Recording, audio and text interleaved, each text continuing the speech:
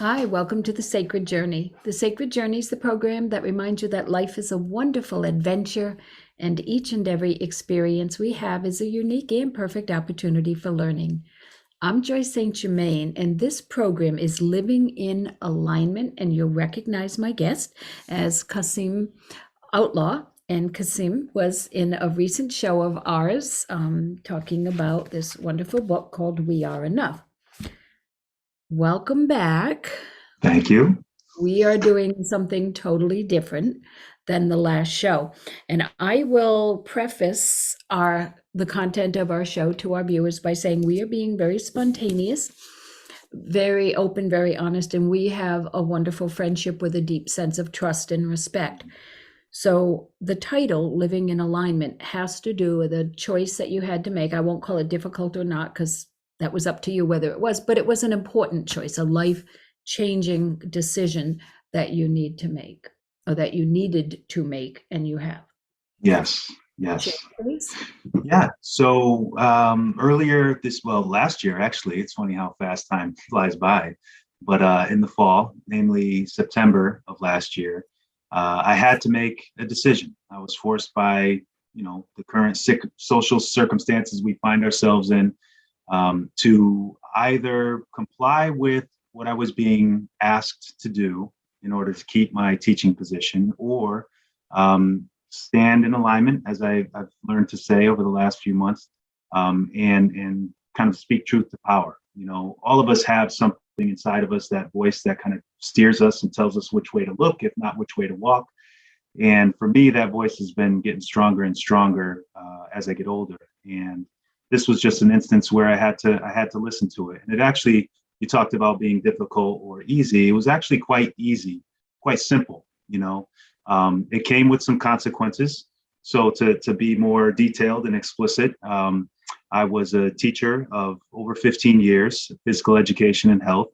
And with the government mandates that were handed down to the different school districts around Connecticut, they were forced to ask their employees to do one of two things: either prove that they were inoculated with the vaccine, or that they were going to submit to weekly testing to prove that they did not have that infection. Okay, let's back up Yep. just a minute. We're Mhm. talking about COVID. We haven't used that word yet. So just Yes. so that people know what it is that we're referring to, Yes. talking about the COVID vaccine. Yeah, absolutely. I lost my train of thought. About At the what your two options were. Yeah. So I had those two options, and we kind of got wind of what was coming down the pike a few months, maybe even close to a year ahead. And depending on how closely you were following the news or different alternative sources of media, there was a lot of conjecture about where we were headed.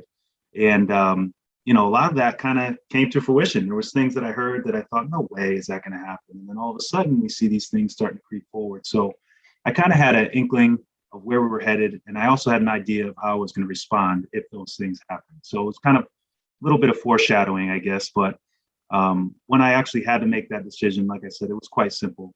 And I decided not to accept the invitation to test weekly. It was something that just didn't resonate with me. I understand the concern, and I understand the precautionary measures that are taken. But for me, it just didn't fit. So that's something that I've kind of been a champion of. That kind of message is saying to people, if there's something that doesn't fit with the way that you live, then no amount of money, no amount of status, no position is going to make you feel any better if you go against that. Right. And what I want to mention is that, I know you well. You and I met Mm. about 5 years ago and had this instant connection, instant contact, because we're very like-minded. And we are not promoting nor condoning any particular choice or lifestyle in regards to a vaccine or anything that has to do with what we're doing. Everyone should, we both agree that everyone should Mm. make the choices that are best for them. But I saw you being interviewed on a lot of different TV shows, and I know you weren't seeking them out. I know that. I No, know they were no. seeking you out, and that told me something. That said, people want to know and want to hear, but people who didn't know you might go, "Oh, what an opportunistic kind of thing." Like, "Oh, pretend that you all of a sudden are not in alignment with taking a vaccine when you've probably done all these vaccines and probably use foods that have artificial dyes in them and probably use cleaning. And I laughed because I went, oh, you don't know Kasim Yeah. Outlaw like I do. I'm laughing because you and your family, strict vegan, Mhm. absolutely adhere to and practice daily meditation, contemplation. You do, I don't know if you call it the polar plunge, but just recently, and it's been below zero, okay? People, Yeah. below zero, and we've got over a foot, maybe 2 feet of snow here. I saw you, not with a wetsuit, No. with a bathing suit, dive in, ocean, pond, I don't know what it was. Into the ocean. Yeah. Okay, it was the ocean. You live this lifestyle. You don't pretend to. And I No. can't imagine someone who has lived a lifestyle that is so specific about the choices you make, saying, oh, okay, guys, you want me to be injected with this thing that goes against everything I have lived my life, not just what I've believed in the past month. Oh, Mm. sure. No, could not imagine. So, how do Yeah. you reply to that? Integrity, integrity is something that I've put a lot of emphasis on, not just as a teacher, because I believe that's a fundamental thing you have to do to inspire youth or anyone that you're around, is to be able to live it. But integrity is something that I hold really close. And when it came to making this decision, my integrity can't be questioned. And I don't say that in a cocky or conceited way, but it's just because I know how I live my life. I know that I don't take any medications. I don't get any vaccinations. I know that whenever I do experience any kind of dis-ease or illness, that it's an in-house matter. I dig into my integrative health bag. I tap into resources that many people aren't privy to, but I'm more than willing to share what I do in order to keep myself healthy and well. And whether it's the diet or whether it's the stress mitigation and the contemplative practices of meditation and yoga and different fitness aspects, these are all things that I'm extremely interested in and that I hold as a part of myself. So as you said, I don't normally read the comments, but after all these big news, media outlets and stuff contacted me, and I started to look at some of the responses to those things, there was a lot of that. And I don't blame anyone for having that, because there's a lot of people out there who don't want to do certain things or comply with certain demands, and they fake the funk, so to speak. They say, oh, well, I've been doing this and this is why I don't want to do that. But I mean, anyone that looks at my stories or on my social media or has known me for years knows that this didn't happen overnight. This didn't come out of nowhere. Yeah, and you're a wellness educator, and Yes. you, in your school district, you were the 2020 Teacher of the Year in your school. Mm, That's an enormous honor. So that speaks to who you were, what you shared, and in and out of school. yeah. So that was not like, well, I never liked my job anyway. It's not a big deal if I walk away from it. And I wasn't really making a difference in the lives of these kids, so who cares? Mm, Your family is this lifestyle. You are this lifestyle. You embody this. So someone who says, well, you know what, he kind of faked it for the 23 or 24, 25 minutes of yeah. this show. Mm-mm, no. No. So I think the point that people might miss is that whether you choose to get vaccinated or not, just make a choice that's in alignment with who you are, Mm, and do it for the reasons that it doesn't contradict or ask you to compromise who you are at your core. In every interview, and I watched a lot of interviews, yeah. you were on more than, I don't know who's on a lot, but you were on more than them. Mm, And every time you would say, it doesn't align with my soul. It doesn't align with my spirit. It doesn't align. And knowing you and knowing what alignment means, and body, mind, and spirit, I think you put it perfectly. And I'm hoping that some people who maybe hadn't heard words like that before took a look at, what does that mean? What does it mean to align? And how can I make choices that are more in alignment with who I am. Like I've spoken on my show and to friends and in workshops and stuff that I chose to get the vaccine. And I underline the word chose because I have a 91-year-old mom that I wanted to visit and I was unable to. At the time, she had had a fall and was in a rehab hospital. She's home now and doing well. Mhm. I wouldn't be allowed to see her. And I wanted to be sure I wasn't, you know, endangering her by perhaps transmitting something. I also felt that um, I could work energetically with the vaccine and align with it so that it wouldn't be seen by my body as foreign. I also wanted some of the privileges that came along with it. I got to meet two wolves, one of whom literally, wolves, physical Yeah. wolves, licked my face, nuzzled me. I couldn't have gone even on site there. I was the only one there, by the way. I don't want you to think Wow. this was, I was Yeah. the only one there, and my husband. Mm. But I was the only one being invited to meet a wolf. I couldn't have even gone on the property with that. That by itself was like, that was worth it to me. And I needed to be able to say to my clients, I'm vaccinated and I love to travel. And I have some international retreats coming up that I must be vaccinated. So I did all that. And I said, for me, it will be okay. I will align with what the intention of whoever invented it, drove it, packaged it, administered it.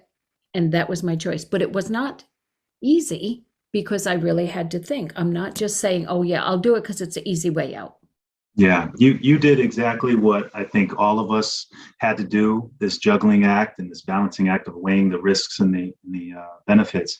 But what you did differently, I believe, was take the time to look at a way to honor it. You know, I have a friend who said something very profound to me that says, you know, if God is in all things, if source and the creator is in all things, then isn't God or source in the vaccine as well? And I said, absolutely. And if you look at it that way, then you can bless it. You can make it sacred to yourself and take only what you need and leave everything that you don't. So I think that's a very beautiful way to move through situations like this. And if that message was given to the masses, if they had the ability and the empowerment to make decisions from that place, I think we might have some really different health outcomes, both mental and physical, with what we've Yeah. been going through. Not just for this, for medications, Hmm. for treatments for cancer, and for all kinds of things. And it's just a simple shift of perception and awareness. And I had to align what was offered to me in a way that was okay for me to receive. And excuse me, and honoring the intention that it was. And I Hmm. believe it was the intention of it being developed was to help protect people against a very serious illness. I don't believe it was invented for money making or to exercise control, but it didn't happen overnight. I really had to dig in and really examine and take a look at that. Yeah, yeah. You know, we talked before about, you know, the innate power that we all have and the Mhm. power of the word, the power of the thought. And, you know, in medicine, doctors come in, if there's a terrible prognosis, a lot of times they make the statement that you have so long to live, or, you know, such and such days or weeks. And that's kind of a medical hexing. You know, we put into that person's experience that they might not do so well for too long. And we can do the same things with ourselves. You know, there's a lot of people out there that went and got the vaccine because they felt like they had to, but they knew they didn't want to. And therefore, they put some energy into that exchange that might not be beneficial to them. You know, there's a lot of guilt and shame. And, you know, I've witnessed this, I've seen this in close people that are close to me. And I just try to continue to bless them and give them as much support as I can so that they feel empowered to live a better life from here on out, even if they've done some things that weren't in alignment. Yeah, and there is a way to honor the blessings of everything and to accept it in with the intention with which it was developed. And Mhm. I'm very sensitive to medications, and I mean, I'm really sensitive. I didn't have a second of side effects just Mhm. because I did not accept them. That wasn't part of my agreement. I didn't accept them Yes. in that way. Um, Walk us through a typical day in the life of your family Mm. as far as how you live a life of wholeness, wellness, balance, Yeah. awareness. Well, it's been a lot easier and more enjoyable, I think, now that I've been home a lot over the last 5 months. My son is homeschooled. My wife works at night. She's in the medical field, so she works a few days a week and only at night. So we get to spend most of the day together. I wake up, usually I'm the first one up, and I do my yoga and my meditation practice. And then my son gets up and he usually plays with his toys or reads or does something. And then mom gets up a little later because she works at night. But then, we start our day together, whatever that might be. If it's a smoothie in the morning or some juices, I'm a huge fan of practicing different recipes, whether it's, making a citrus juice as a morning starter or making a shake that's going to hold us over for most of the afternoon. So these are my test dummies over here. I put air quotes around it. So whatever I'm interested in, I give to them. They give me the thumbs up or the thumbs down. We kind of play around with it and keep it moving. But keeping our eye on health, maintaining a smile most of the day, I can't tell you how important that is. Parenting is another very important aspect of my existence. How can I become a good mentor, a good guide, a good role model, so to speak, for the younger generation, specifically my son? And the way that I know that I'm doing a good job is that he's always happy. I don't place him in any situations that are going to cause him harm or distress. Some people might say, well, you need to do that with kids, but I'm a firm believer that we don't want to, at the sake of preparation, give our kids a bad experience to say, oh, well, you're going to have to deal with this somewhere else, but let me give it to you first. That's kind of how I grew up. And I think that's how a lot of us grew up, with this kind of survival mode mentality. But I think joy is the baseline, and that's what we try to create in our household. Okay, lunch. What's a typical lunch? Lunch. So I'll start off by saying we don't eat as much as a lot of people think we need to. I'll put it that way. I grew up for a number of years with the breakfast, lunch, dinner, snacks in between. Eat whatever you want, whenever you want. Now, I probably eat one big meal a day, sometimes two, depending on my level of activity. But I typically break my fast in the morning with a smoothie. Bananas, walnuts, blueberries, some greens, maybe some oat milk, maybe some water, some chia seeds. I kind of throw the whole kitchen into it. Good. And then that I make enough so that holds me and my wife and my son over for a long period of time. Later in the afternoon, if we're hungry, maybe we'll have a big salad or a pasta salad or something like that. And then at night, we pull out one of our cookbooks. We've got a handful of them and kind of explore and say, hey, we never made this before. Let's throw that together. And it's predominant. I mean, I don't want to say predominantly. It's all whole foods, plant-based, lots of different things that most people don't have on their menus, but it's an exploration. So usually like a big salad or some kind of big casserole type dish for lunch, if we have that. And then at night, a more kind of pointed meal, whatever we have in the pantry. Okay. And do all three of you do some kind of meditation or contemplation, even your 8-year-old? So my son, gratitude exercise or something? Yes. So we before every meal, no matter where we are, we could be at home, we could be at a friend's house, we could be out at a restaurant. We have a gratitude meditation that we do before we eat. And it's 4 parts. I'm grateful for my body. I'm grateful for my mind. I'm grateful for this food. I'm grateful for this time. So we hold hands with whoever we're with. And in between each affirmation, we make sure we take a deep inhalation and a long exhalation. And then we move forward with the meditation. And what that does, and I learned this through the teachings of Thich Nhat Hanh, is to quiet the body, quiet the mind, to allow for receptivity. Whatever nutrients, whatever foodstuffs you're taking in, you want to relax. You want to get into that parasympathetic response, that rest and digest. So that way, whatever you're taking in, it's mindful, it's slow, it's easy to digest, and you feel good. Okay. And I know that you are a wellness educator, and you do. Go ahead. Don't want to forget anything. Nutrition, fitness, meditation, and this last one, yay, parenting. Yeah.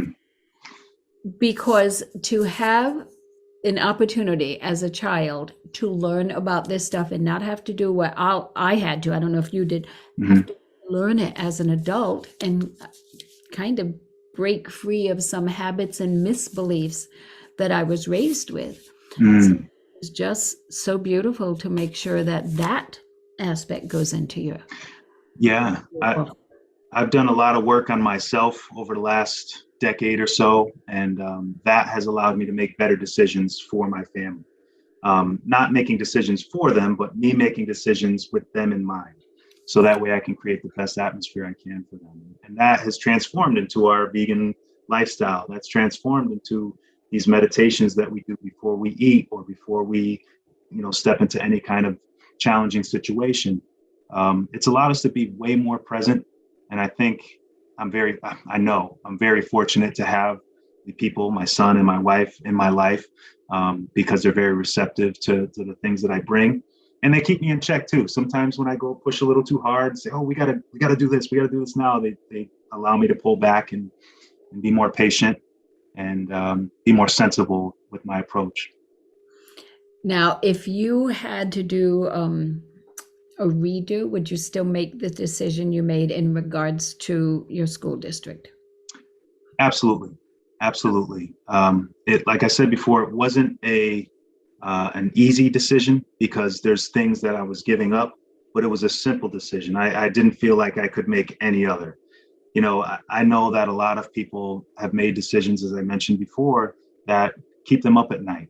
When we talk about alignment, our thoughts dictate the way that we feel, our emotions, and our emotions cause us to act. So if you're thinking negatively about something that happened in the past or something that's going to happen in the future, that's going to cause you to be uneasy. You're not going to be able to relax. And then you're going to act in all sorts of weird and wonky ways because it's being dictated by that dissonance. And for me, alignment has always been key. And that was the only decision that I could have made.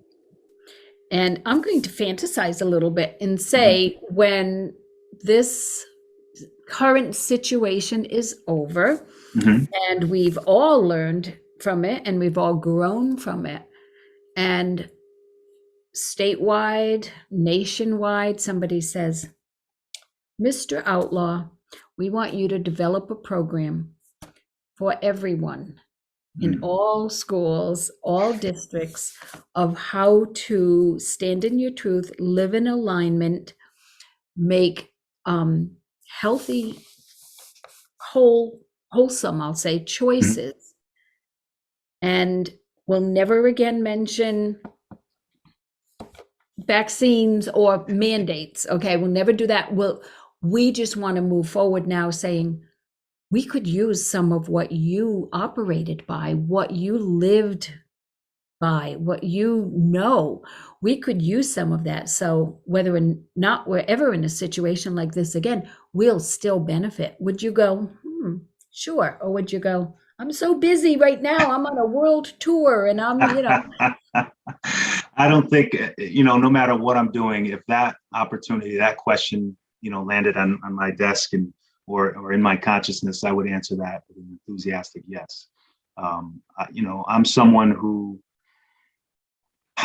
my goal is to be a positive influence and an enthusiastic offering to everyone that I'm with. And I think that would be a remarkable way to do that, to help people feel the confidence and feel the strength and feel the courage to stand up for what they believe in. And to also take a close look and say, do I really believe this? Is this a triggered response to something else? We have to analyze some of the thoughts that we have because we've been conditioned to a large degree by a lot of things. So taking the time to sit in silence, to meditate on that, and then, move forward. I think that's the key.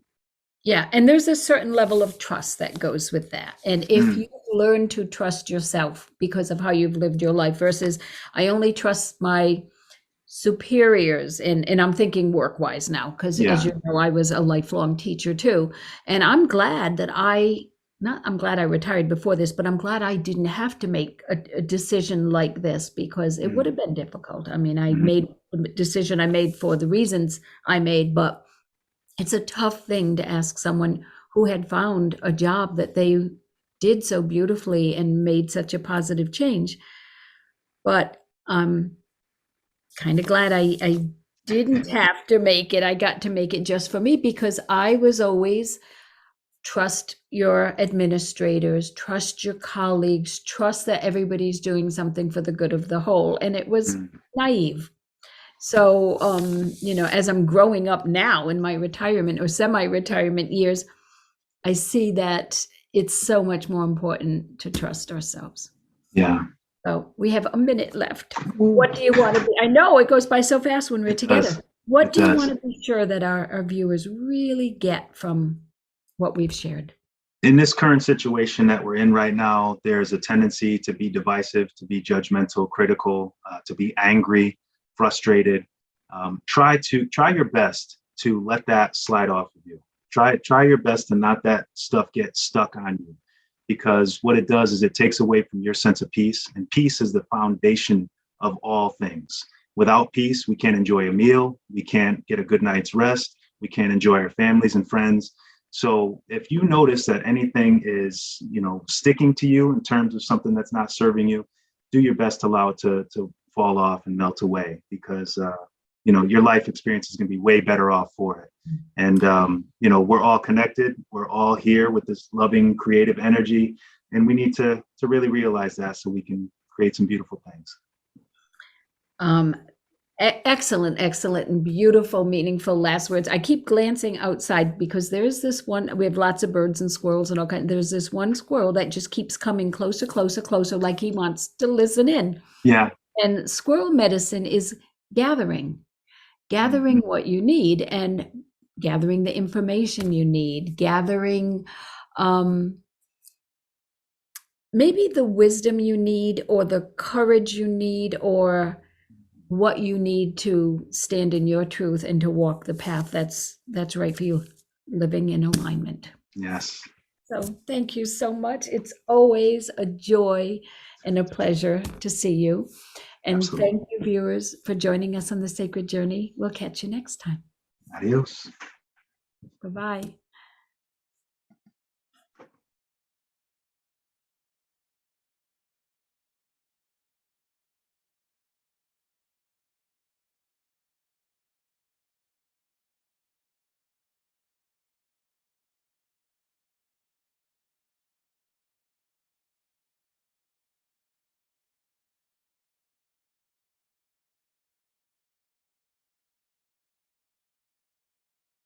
Riverview Apartments is Bristol's two-time beautification award-winning residence community for adults age 55 and older. They offer 1 or 2 bedroom apartments with modern appliances, air conditioning, wall-to-wall carpet, and tiled floors. Both heat and hot water are included. Riverview also offers a wide range of activity rooms that include a billiard parlor and a spacious community room. It is handicap accessible with safe, secure parking for tenants and ample off-street parking for visitors. 860-940-6757 or riverviewbristol.com.